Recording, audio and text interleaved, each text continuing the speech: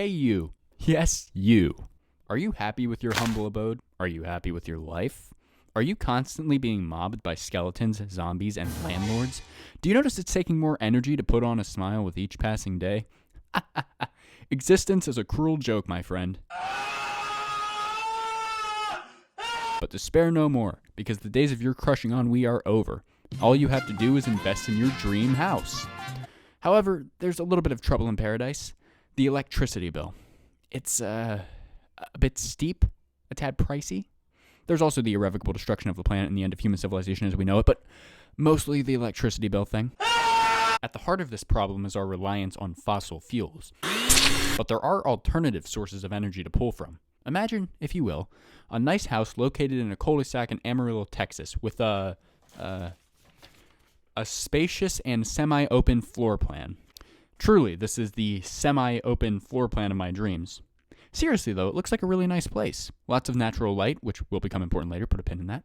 And the city of Amarillo, Texas is a carefully considered location chosen out of many potential candidates. One of the windiest cities in the nation and one of the nation's most notoriously hot and humid states. Solar power, generating electricity from the sun, and wind power, using the energy generated by wind turbines for electricity, are prime candidates here. Both of these, realized in the form of practical solutions, solar roofing and residential wind turbines, would make for a solid and renewable source of power. Now, there are some potential obstacles in regards to solar power. Clouds and the night sky, for starters. On cloudy days, solar panels produce about 10 to 25% of the normal power output depending on the amount of cloud cover. On the flip side, one solar panel in normal conditions generates about 2 kilowatts a day, saving 36 cents in electricity that day. This quickly adds up to a lot of power and a lot of savings with the installation of a fully fledged solar panel system. But what happens when dusk falls and the werewolves come out? Why did I write that? Obviously, the panels do not work without a steady supply of sunlight for the photovoltaic cells to absorb, creating electrical charges. I mean, obviously. But this is where a solar battery bank comes in. Solar panels generate excess amounts of electricity throughout the day when the sun is shining, and solar battery storage allows you to keep and utilize this surplus of power throughout the night. And during cloudy days for that matter. Other considerations include price. In Texas, the average cost per watt is $2.69, and the average cost of solar roofing installation altogether is about $15,000 to $25,000. It's a steep cost up front, but a smart long-term investment.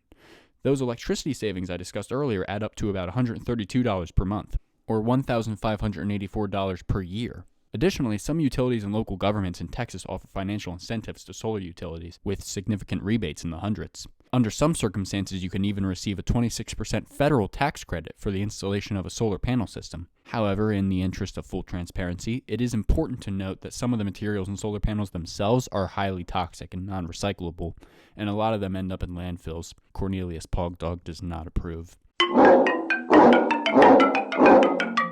These concerns notwithstanding, a solar photovoltaic system will give our dream house a reliable source of power that saves money over time, which is part of the reason that solar panels have become ubiquitous as symbols that represent the future of clean energy. All the benefits of solar technology aside, it is never wise to put all your eggs in one basket, or indeed to put your house entirely at the mercy of the cruel and unforgiving sun. Drawing from another natural and endlessly renewable resource, residential wind turbines are a great choice to complement our decked-out solar-equipped roof setups, and to provide an additional source of power that does not set the planet on fire. With wind turbines, the blades are hooked up to a drive shaft, which turns an electric generator, and as it happens, that electric generator can generate a lot of electric power down in windy Amarillo. In fact, Texas is the top state for wind energy in the entire nation, with enough total installed capacity to power over 6 million homes. Like I said, the specificity of this location was very deliberate. A large turbine at a wind farm could generate a year's worth of household power in a single day, but we are dealing with smaller residential wind turbines. According to the Department of Energy, quote, a 1.5 kilowatt wind turbine will meet the needs of a home requiring 300 kilowatt hours per month in a location with a 14 mile per hour annual average wind speed. End quote. Residential wind turbines tend to range from 400 watts all the way up to 20 kilowatts. A typical home uses about 877 kilowatt hours per month, and the average wind speed in Amarillo is 13.6 miles per hour, which is just shy of the quoted figure but is actually the second highest in any American city. All this considered, we can probably still work with 1.5 kilowatts, seeing as we do have an entire alternate power source to fall back on if need be. Residential wind turbines can be pricey. A general rule of $4,000 to $8,000 per rated kilowatt allows one to ascertain a rough final estimate of $6,000.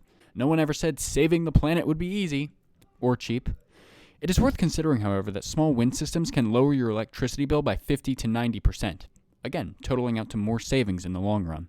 There are some real drawbacks to wind power, though. Obviously, we are dependent on the wind, and although I deliberately chose a very windy location, we cannot always rely on a steady, consistent stream of power. Additionally, wind turbines can be very noisy, and due to their design, they run the risk of killing creatures like birds and bats that fly into their blades.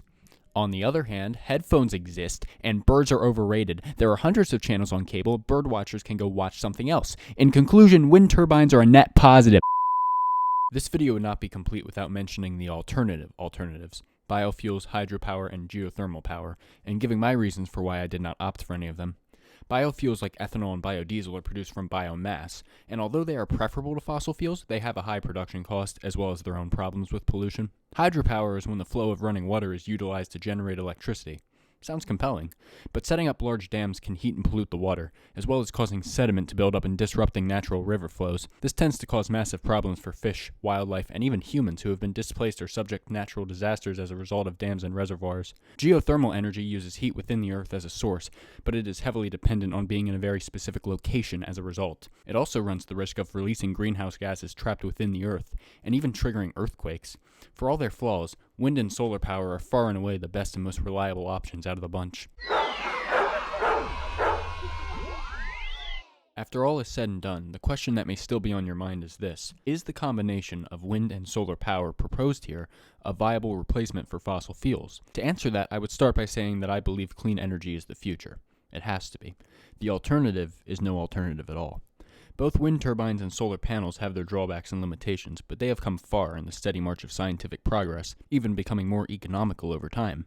And I believe that the two technologies working in harmony with one another could absolutely power an average household without the need for any fossil fuels. As I made note of earlier, my dream house does have a lot of natural light shining through, which tends to reduce one's dependence on electrical lights. That certainly helps. But electricity is the foundation of the modern world, and anything that shakes that foundation will naturally be held to an incredibly high standard. I believe that wind and solar power are up to the challenge as the alternative energy sources that will rescue the day from sheer destruction.